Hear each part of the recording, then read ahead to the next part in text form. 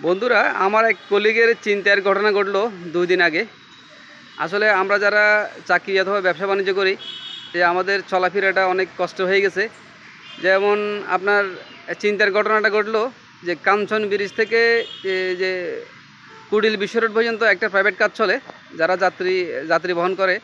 তো এখানে আমার কলিগ যাচ্ছিল যে গাড়িতে 3 জন যাত্রী ছিল, 1904 জন হলো।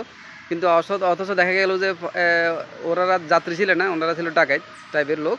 তো ওনার থেকে জোর করে ধরে ওনার মোবাইল নিয়ে গেছে, মানি ব্যাগ নিয়ে গেছে এবং ব্যাংকের এটিএম কার্ড নিয়ে গেছে। এটিএম কার্ড থেকে এটিএম কার্ডের আবার জোর করে পিন নাম্বার নিল, ব্যাংক থেকে একজন পাঠা দিয়ে আবার ওই ব্যাংক থেকে টাকা উঠেছে। তারপর তাদের হয়নি, তাদের আরও টাকার প্রয়োজন ছিল। তারা বলতেছে বাসায় ফোন দাও। বাসায় ফোন দিতেছিল না, পরে ওনাকে মারছে, যে হাতুড়ে দিয়ে হাঁটুর মধ্যে মারছে, হাতের মধ্যে মারছে। পরে যখন চিল্লাফাল্লা করছে, তারপর ওনার বাসায় ফোন দেওয়ার পর বললো যে 2 লক্ষ টাকা লাগবে, না হয় তাকে মেরে ফেলবে। দেখেন ঘটনাটা কত নির্মম। এখন পরবর্তীতে ওনাদের বাসাতেও এরকম টাকা থাকে না, কারো জোগাড় থাকে না। 2 লক্ষ টাকা দিতে হবে, না হলে ওকে মেরে ফেলবে। পরে বাধ্য হয়ে ওনারা কোথা থেকে ব্যবস্থা করছে, যে 1,30,000 টাকা মতো ব্যবস্থা করছে। তো ওই টাকাটা আবার ক্যাশ পাঠাতে পারবে না, বিকাশের মাধ্যমে পাঠাইছে। ওদের নাম্বার দিছে, যেভাবে হোক নাম্বারটা বিকাশের মাধ্যমে টাকাটা আনাইছে, 1,30,000 টাকা। এই টাকাটা নেওয়ার পরে ওনাকে বাণিজ্য মেলা যেখানে ছিল, আমাদের যে বর্তমানে যে বাণিজ্য মেলা হয় কাঞ্চন ব্রিজের সাথে, যে বাণিজ্য মেলার আশপাশে ওখানে একটা খালি জায়গা আছে, যে বন জঙ্গলের মতো টাইপের। ওই জায়গাতে ওনাকে গাড়ি থেকে নামা দিয়ে চলে যায়, পিছনে হাত বাঁধা অবস্থায়। দেখেন ওখানে সে অনেকক্ষণ পড়েছিল।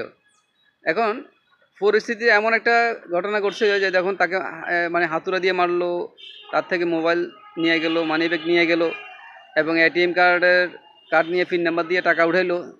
তারপরেও তাদের হয়নি। বাসা থেকেও 1,30,000 টাকা আনাইছে। 1,30,000 টাকা আনার পরে তারপরে হাত বেঁধে তাকে লাথি মেরে গাড়ি থেকে ফেলে দিয়ে চলে গেছে। এখন দেখেন আপনি চলবেন কিভাবে চলবেন? আপনি যে মনে করেন হাতে মোবাইল নিয়ে পকেটে টাকা নিয়ে চলবেন, বর্তমান পরিস্থিতি খুব জটিল অবস্থা। আপনারা সন্ধ্যার পরে বা যেখানে যান না কেন, বা অফিসে যখন যান, একা একই যাবেন না। কারণ একা একই যাইতে গেলে এখন বর্তমানে পরিস্থিতি খুব খারাপ। একসাথে 2 জন বা 3 জন যদি যান তাহলে ভালো হবে।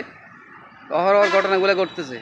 এবং আমরা যারা চাকরি করি, ব্যবসা করি, আমাদের আসলে চলাফেরাতে অনেক কষ্ট এবং ভয়ে থাকে সবসময়, কোন বিপদ কখন ঘটে। যে দেখেন উনি যে ভাইটা আসতেছিলেন, আমার যে কলিগ ভাইটা আসতেছিলেন, উনি যে এরকম ধরনের ঘটনা ঘটবে আমরা আসলে কেউ মানে ধারণা করতে পারি নাই, বুঝতে পারি নাই। উনি নিজেও সেটা জানতো না, কিন্তু এই একটা ঘটনা ঘটে গেল। তো এই যে ঘটনাটা থেকে আমরা সবাই শিক্ষা গ্রহণ করা উচিত, সবাই সচেতন থাকা উচিত। সবাইকে ধন্যবাদ। আসসালামু আলাইকুম।